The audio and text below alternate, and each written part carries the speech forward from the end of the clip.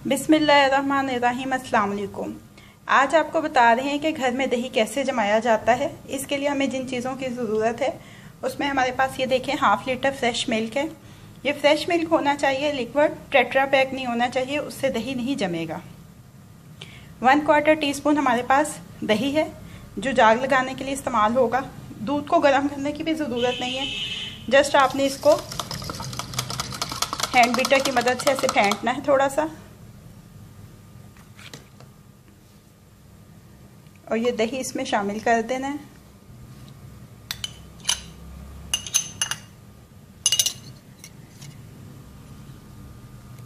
दही शामिल करके इसको एक दफ़ा फिर अच्छी तरह से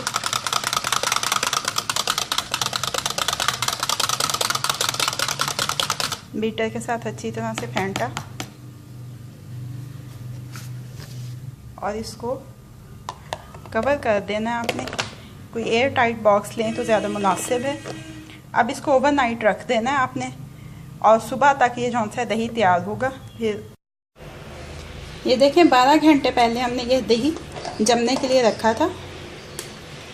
ये देखें, ये अच्छी तरह से जम चुका है। ये आप देख सकते हैं कितना अच्छा ये जमा है। हमारा दही जो है वो इस्तेमाल के लिए रेडी है।